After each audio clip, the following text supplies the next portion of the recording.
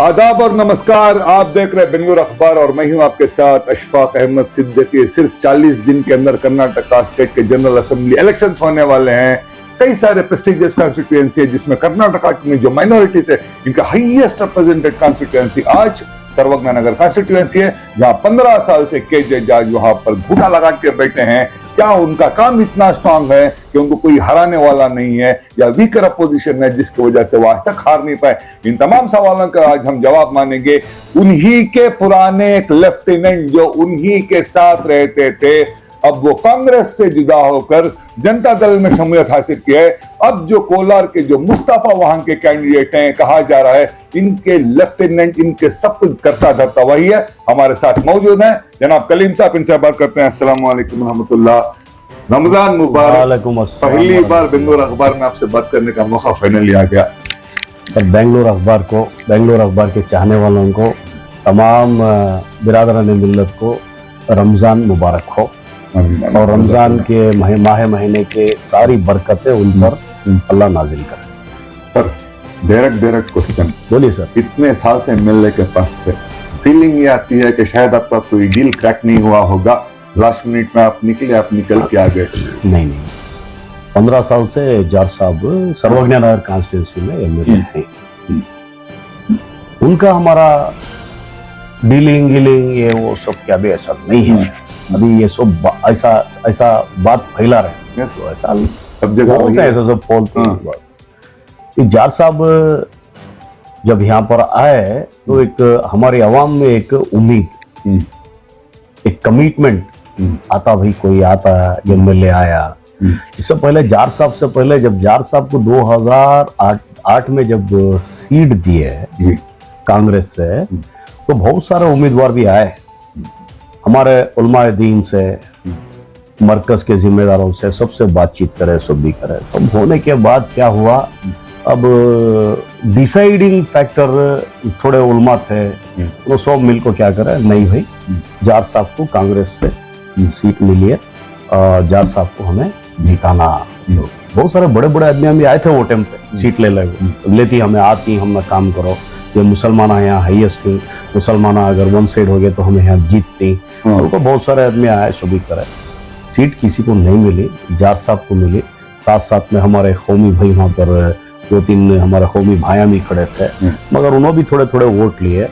उसके बावजूद भी कम्युनिटी के अंदर एक ये था, नहीं भी ये बार कांग्रेस तो जार साहब आकर ही जार साहब को वोट देंगे बोल के अच्छी कसीर तादाद में आदमियां वोट करें, उनको जिताए, फर्स्ट टर्म में जिताए। ओके सर, मैं जज साहब की सेक्युलरिज्म को क्वेश्चन नहीं कर रहा हूँ, लेकिन सवाल ये उठता है कि कर्नाटका का जो मुसलमानों का जो हेडक्वार्टर जहाँ पे हजरत अमीर शरीयत दामद बरकातहुम बैठते हैं, क्या पिछले 30-40 सालों में कोशिश नहीं की वहां पर एक मुसलमान को टिकट मांगने की? इसलिए कि कांग्रेस हमेशा कहते कि मुसलमानों की रहबर, प्रोटेक्टर, हेलमेट सब कांग्रेस ही है। सर देखिए, आपका इससे पहले एक सवाल आया, कांग्रेस यहाँ क्या हो गया, हमें सबसे पहले कम्युनिटी के अंदर पॉलिटिकल अवेयरनेस ही नहीं है हमारी कम्युनिटी के अंदर। हमें कहाँ ही हमारी वैल्यू क्या है, हमें कहते ही हमें किसे वोट करना, हमारा वोट कहाँ जा रहा है, हमारा वोट जाने की वजह से कौन आ सकता है, क्या हो सकता है, क्या ये सब हमारे अंदर पॉलिटिकल अवेयरनेस नहीं रहने की वजह से।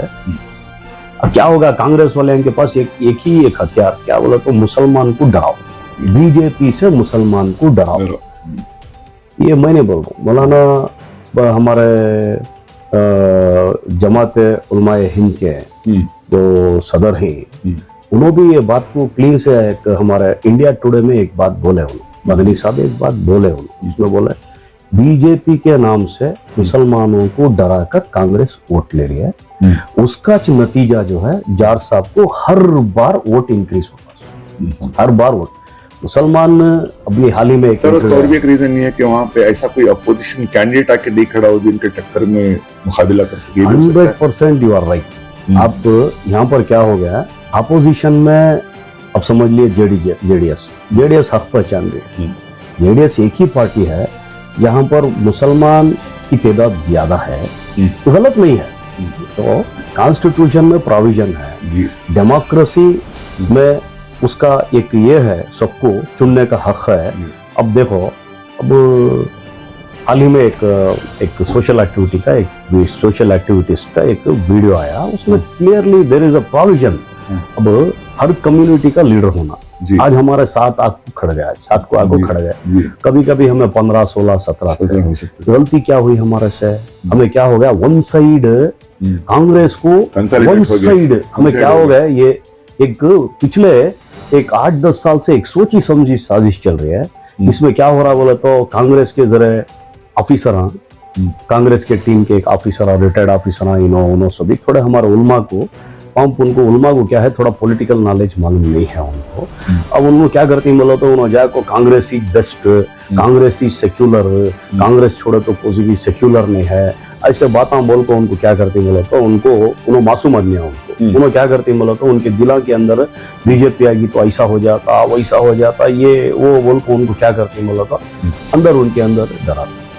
मैं एक ही बात बोलता सो, वो डरा को क्या करे बोले तो, उनको नको भी हमें 4-5 आदमियां खड़िया को हमारा वोट बच जाता है। बटने से अच्छा किसी को एक जने को डालना लगी है। नए मामू से नक्ता मामूज बेहतर है। यार साहब हम ना क्या करेंगे, नहीं करेंगे, एटलीस्ट बीजेपी नहीं आना, उनको उनके दिमाग में ये बात इन्हों डालना है। ये डालने की वजह से क्या हो गया बोला तो, आप देखो एक 2 इलेक्शन में क्या हो रहा बोला तो, पूरा मुसलमान की थिंकिंग और थॉट से पॉलिटिकली मर जा रही है। मरने की वजह से क्या हो रहा बोला तो, उन्हें पूरे क्या हो रही है, वन साइड कांग्रेस की तरफ चले जा रहे हैं। ये वन साइड कांग्रेस की तरफ जाने की वजह से, जहां हमें जीत सकती या हमें किसी को जिता सकती, वो सब थिंकिंग थॉट्स हटने की वजह से हमें क्या हो रहा है, एक तो हमारा पॉलिटिकल रिप्रेजेंटेशन भी कम हो रहा है, और हमारी जो कॉन्स्टिट्यूंसीज में, दूसरे कॉन्स्टिट्यूंसीज में जो हमारी वैल्यू है, इल्ला पास साबरू ಎಲ್ಲೋ ತರ वोट बरतದೆ, वो वैल्यू भी खत्म होने को चले जा रही है। Sir, coming to the subject of Sarvagnanagar, 3 महीने पहले हमने खुद बेंगलुरु अखबार चैनल में 2 डॉक्यूमेंट्रीज बनाई थी, जिसमें हमने दिखाया था कि डिस्क्रिमिनेशन इन डेवलपमेंट के नाम से हमने दिखाया था इतना बड़ा इलाका है। हमने ये नहीं दिखाया था कि हिंदू मुस्लिम, हमने दिखाया था कि अमीर और गरीब, काचिक नैली उस तरह आप जाएंगे, 20,000 से ज्यादा पर स्क्वायर फीट की वैल्यू, इधर जहां पर मुस्लिम गरीब तबका रहता है 3,000 की वैल्यू। ये जो डिस्क्रिमिनेशन का जो गैप है 15 साल में, क्योंकि आपका वक्त गुजरा एमएलए के साथ, बताइए इन्होंने डिस्क्रिमिनेशन किया है कि नहीं किया? देखिए सर, इसको समझना है, इसको समझना। देखो, सबसे पहले जाफर शरीफ साहब का पीरियड ले लेंगे आप। जाफर शरीफ साहब एमपी थे, उसके साथ साथ बसुलिंगप्पा सर एमएलए थे। लोगों को सिर्फ कांग्रेस ही दिखती थी वहां पर। अब 30-40 साल, 50 साल, 60-65 साल की हिस्ट्री आप लेके आएंगे तो ये पूरा यलहंका विधानसभा क्षेत्र के बाद सर्वज्ञानगर विधानसभा क्षेत्र, ये दोनों जगहों पर भी मुस्लिम्स और दलित भाई जहां पर है, आज जो कांग्रेस बोल रही है ये कांग्रेस बेल्ट है, ये कांग्रेस बेल्ट है, कांग्रेस बेल्ट है, कांग्रेस बेल्ट को कांग्रेस पार्टी ने वहां के हालात को बदलने के लिए ऐसे कोई पुख्ता कदम को उठाया नहीं। उसी का नतीजा है डिस्क्रिमिनेशन।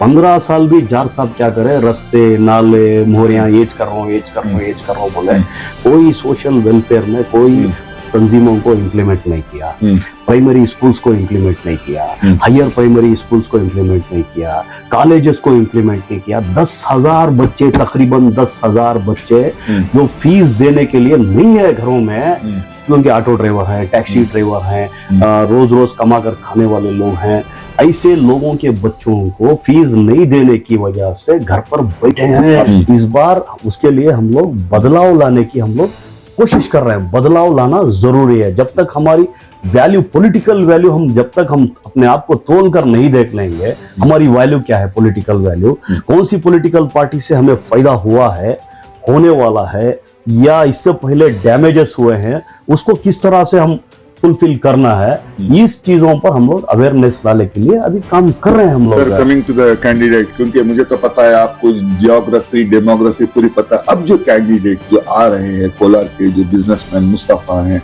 हमने सुना था उनके बारे में कि जब कोलार में एक इंसिडेंट हुआ था वहां के टावर को लेकर, तो उन्होंने हिंदुस्तान का परचम वहां पर लहरा था, वहां से सुर्खियों में आए थे। आपको उनके बारे में क्या लगता है? तो वो हॉलीडे टूरिस्ट पॉलिटिशियन है कि इलेक्शन के लिए आए हैं, जीतेंगे टिकेंगे, वरना वो बुरा बिस्तर लेकर कोलार चले जाएंगे या बैठेंगे अपनी जिंदगी प्री लोग कैसे भरोसा करेंगे? कि मैं वोट देने के लिए क्यों ट्रस्ट करूं? एक चीज इसमें मानकर चलना पड़ेगा, इससे पहले जितने भी जेडीएस के कैंडिडेट आए थे, हारने के बाद वो लोग बोरा बिस्तर बांध के चले गए। उनका वो प्रॉब्लम है, क्या प्रॉब्लम।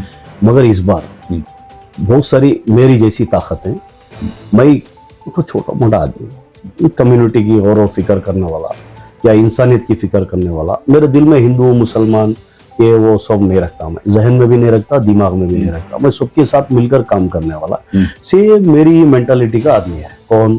मुस्तफा। ये कोई दूर का आदमी नहीं है, it belongs to my mom's family, मेरे मदर साइड का रिश्तेदार है। इसलिए कांग्रेस से जेडीएस में आ गए? रिश्तेदार कर रहा जेडीएस से बोल के। वो आने से पहले से ही मैं कांग्रेस छोड़ के जेडीएस चला गया था। चले गए? जेडीएस क्यों गया? मैं कभी भी माइनॉरिटीज के प्रॉब्लम आते हैं ना, तो कांग्रेस आहिस्ता पतली गली से निकल जाए, बैकफुट। तो ये कई सालों से मैं देखता हुआ है, ये मेरा प्रॉब्लम नहीं है।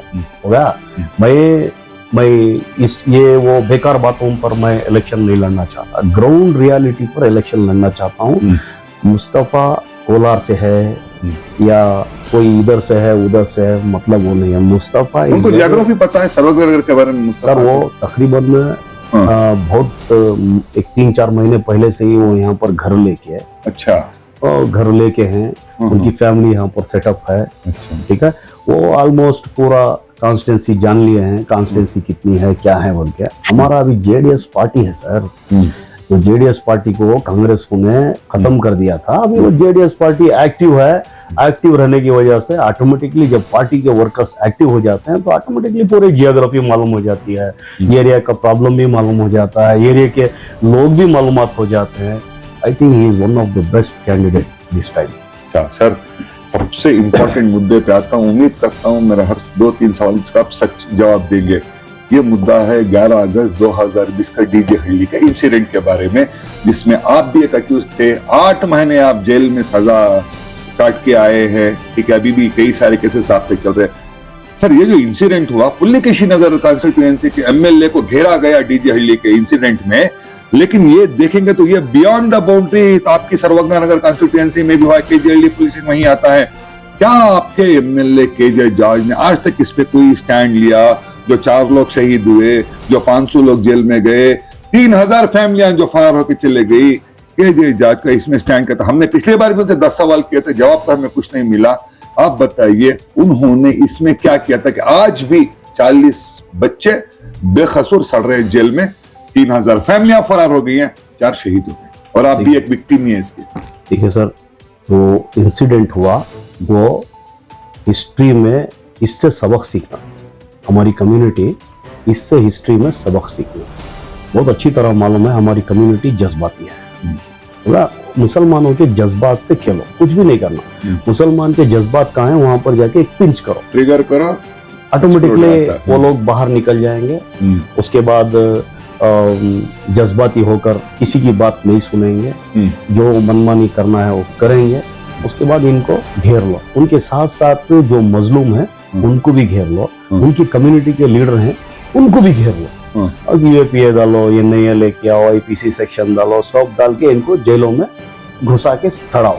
ये एक सोची समझी एक साजिश है सर। सबसे पहले डीजे हल्ली से भी ज्यादा केजी हल्ली का, केजी हल्ली में जी वायलेंस हुआ। सबसे पहले मैं एक बात बोलूं, मैं जहाँ पर वायलेंस हुआ मैं वहां नहीं गया, बेकार में ऐसा नाम चलाया। कुछ पुलिस के हैं वहां पर, उनको रख के क्या हुआ, नहीं कलीम भाई थे वहां पर, ये थे वो थे बोल के चला। मुझे मालूम है कौन सा कलीम गया था, कौन गया था, क्या गया था। उसके बाद में मुझे मालूम हुआ मैं कहाँ था क्या नहीं था। मैं एनआईए ऑफिसर्स को बोला, आईपीसी जो सीसीबी के ऑफिसर्स इन्वेस्टिगेशन कर रहे थे उस सबको मैं बताया उनको।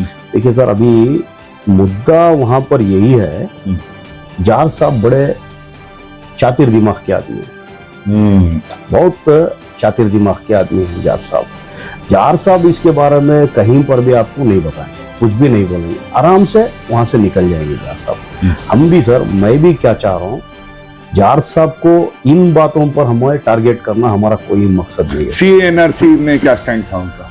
हमने कभी बिलाल बाग में नहीं देखा। जार साहब एक दिन जब चेन लिंक कर रहे थे ना, चेन लिंक बनाए थे नागवारा सिग्नल से बिलाल मस्जिद पर, जार साहब एक दिन आके चले गए बस। उसके बाद जो CEE NRC में जो लोग काम कर रहे थे वो सब टारगेट थे इशू में, केजीएचडी के इशू में। अच्छा। बहुत सारे लोग बिलाल बाग में जो लोग काम कर रहे थे वो भी इसमें टारगेट है। मैं क्या बोल रहा हूँ, जार साहब के हाथ से जो हुआ वो सिर्फ रोड, ड्रेन, रास्ते, नाले, मोहरी, वो भी ठीक तरीके से काम नहीं हुआ। आखिरी सवाल, उन्होंने कितने लीडर्स बनाए, कितने बोर्ड्स के चेयरमैन बनाए 15 साल में, जो वो खुद होम मिनिस्टर बन गए, अर्बन डेवलपमेंट मिनिस्टर बन गए, इंफ्रास्ट्रक्चर डेवलपमेंट मिनिस्टर बन गए, कितनी मुस्लिम्स लीडरशिप उन्होंने क्रिएट की, कितनों को बोर्ड का चेयरमैन डायरेक्टर बनाया। I requested 2-3 times my wife to make chairman. अच्छा। He never listened. मैं सबके पास गया। कांग्रेस सिर्फ काम लेना जानती है मुसलमानों से, उनको देना नहीं जानती। याद रख लो ये बात।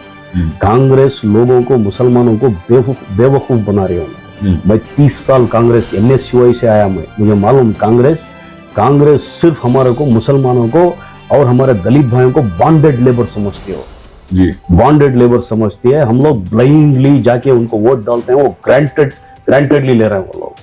इसके लिए मुसलमानों के पास आज ऑप्शन है। Regional party is the best parties for minorities. Okay, regional parties को कंस्ट्रक्ट करना है हम लोग। ये नियत से मैं कांग्रेस छोड़ के JDS गया। मैं आने वाले दिनों में आप देखते जाओ, अब ये बार हमारे 60 से ज्यादा सीट आने वाले हैं JDS। Thank you so much sir. अगले 40 दिन में हम आपके साथ जुड़ेंगे, आपका कैंपेन भी देखेंगे इंशाल्लाह। तो ये थे हमारे साथ सर्वगढ़ कॉन्स्टिट्यूएंसी के JDS के करता धरता, जो अब जिम्मेदारी पे लेके घूम रहे हैं, जो वहां के कैंडिडेट है कोलार से, बिजनेस टाइकून है, जो सोशल एक्टिविस्ट मुस्तफा वहां है। अब आगे देखते हैं होता है क्या। देश और दुनिया की खबरों के लिए जुड़े बेंगलुरु अखबार के साथ। मैं हूं आपके साथ अशफाक अहमद सिद्दीकी।